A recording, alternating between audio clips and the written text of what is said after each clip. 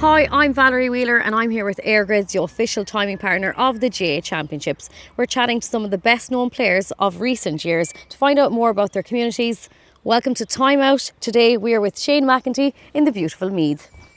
Shane, we're in your beautiful county of Meath today, down by the River Boyne. What was it like for you growing up in Dunboyne? Growing up in Dunboyne, I suppose thinking back, sports was very much at the heart of it. We were, it's a real growing place. Kind of from the time I would have grown up, it was a real expanding, I suppose, commuter town and a lot going on socially, sports-wise. And I would have spent most of my time in the various clubs, obviously the GAA club primarily, but soccer, boxing, running, whatever was going on. Me and the lads were generally involved with that. So that was kind of how we spent most of the days. You play a match on the weekend, you might go over to one of the lads' houses and you'd play soccer on their green for the day, go in for food, go back out, and that's kind of from childhood days anyway. That's as much as certainly dominates the memory in that sense, yeah. And when was it exactly that you were like, okay, football is maybe the main sport that I'm going for, especially when you had all a mix of those? Yeah, I suppose I played a bit of rugby then in school, and it was probably played rugby in a very rugby dominant school. Okay. And I remember making a call to go play a football match instead of rugby, which was unheard of there. So that was maybe around 14, 15. So from there it was probably a realisation that it helped I was a bit better at the football. So that made my decision easier. But that was certainly kind of when I was like, okay, if there's any clashes, that's where it's going to be. And I probably stopped playing the soccer and the rugby around 15, and that was very much the focus. And primarily all my mates were the same. We were all very football oriented. So again, we got quite serious about it quite early. We were only laughing with one of the lads the other day, talking about our primary school team and demanding with the principal that we trained over the midterm and stuff like this. So we were probably always likely to go that way. And around 15, probably about 15 is when it kind of formally happened, I suppose. It's such a big part of people's community, and I think EirGrid are massively supportive of that. How important is the community to you? Yeah, huge. Yeah. I'd be very immersed in it. I consider being from Dunboyne a massive part of my identity. I consider being from Meath a big part, and Dunboyne probably bigger again. And I think Dunboyne as a community is quite an interesting one. As I mentioned, it's a growing commuter town. So the population is constantly expanding. But in terms of its actual maybe geographic setup, it's kept a bit of a village sort of feel to it, the village centre to it. And I think that's probably helped a lot. While the numbers are expanding, you feel like you know the vast majority of people there. And I think while I associate massively with it, I think there's definitely a big community buy-in within the village too, which is great. Yeah, Shane, it's so nice that your community has that kind of vibe. But for you, now you are probably a role model to the youth coming through playing football. But for you growing up, had you role models? Had you someone to look up to? Yeah, we were really lucky in Dunboyne. Going back to say the last All-Ireland team in Meath in '99, you would have had David Gallagher, Nigel Crawford, and McManus, and then obviously Sean Boylan was the manager, who's Mr. Meath GAA. So we were blessed to have those sort of people around. David Gallagher is someone who I particularly would have looked up to. He would have been playing football with my dad at the time in the club, so I would have got to know him from very young. I remember watching him play for Ireland in the international rules, which was a massive deal. A few of us, I think, took a morning off school on a Friday morning to watch one of the games in Australia down in the clubhouse, and then to grow up and play a lot of football with him. He's still actually talking out the odd time now. That was really special because he said he was a genuine hero of yours. He'd won everything there was to win, club, county, everything. So he certainly would have been a real role model, and he just breathes everything Dunboyne, everything.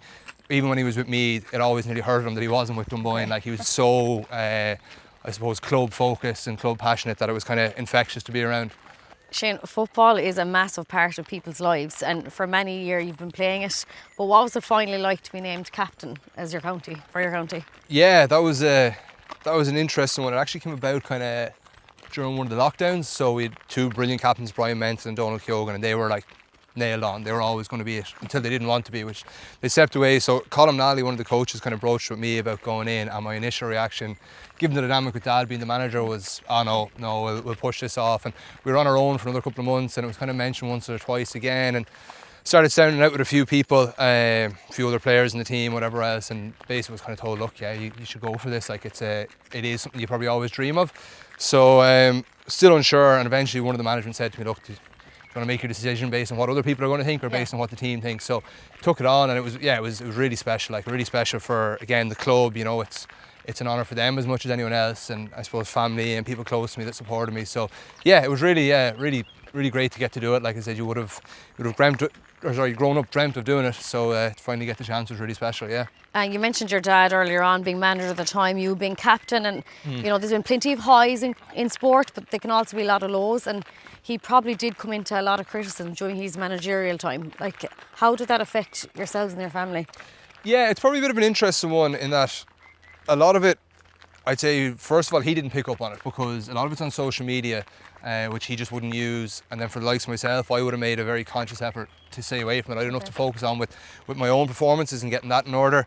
Maybe other members of my family would have seen a bit more on social media and had to bite their tongue, and even at games might have heard bits and pieces. But unfortunately, you probably get that in a lot of sports. You go to most matches of the week and you probably hear things, but it's not nice and it doesn't mean it's right.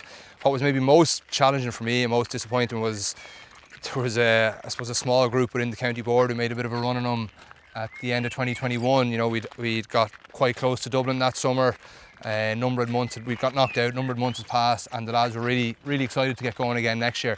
And then all of a sudden, at the quarter-final stage of the club championship, a few people get the idea to kick up a bit of fuss, and then they try to get rid of him, which, regardless of your views on the manager or not, it would have left the players in a really sticky situation. So that was really disheartening and really disappointing in terms of these are people that are meant to be kind of facilitating Meath football going forward, and it was very detrimental at the time. And that was one time where I had to I found it hard to concentrate on our club game with a big quarter final that weekend, try and focus on that when all this was going around in the background. So I'd say that was probably the most difficult time for, say, me and the likes of my brother, who would have been in the same boat as me then as well.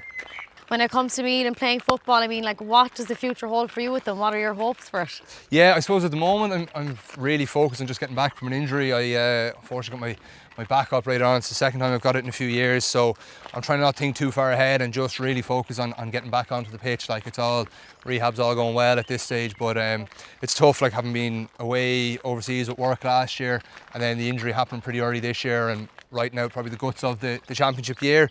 You kind of feel like 2 of your prime years have been maybe written off from a football perspective. So at the moment I'm just really focused on trying to get back and getting a run of games. It's been a few years. Then obviously you go back to the COVID years where they were shorter seasons. So it's been a couple of years since I've kind of had a long, consistent run of it. So that'll be my main focus at the moment, really. Yeah. Fair play. You're big into the football, but you also need to have a day job when you do play. So you are part of the Defence Forces. Can you tell us, like, when that started and how you got into it? Yeah, so I suppose my first real bit of an interest in it probably came when I saw Dermot Early accepting an All-Star award in his uniform. I actually asked a bit of questions off the back of that, and pushed it away, and then tried college for a couple of years. Wasn't mad in the course I was doing, so it would have been 2015. I was 21 and applied for a cadetship and got in. So yeah, so I've been in now coming up on 8 years, and it's been great. Yeah, like you do your kind of initial induction training in the cadetship, and it's heavy going, and then a lot of opportunities come after it.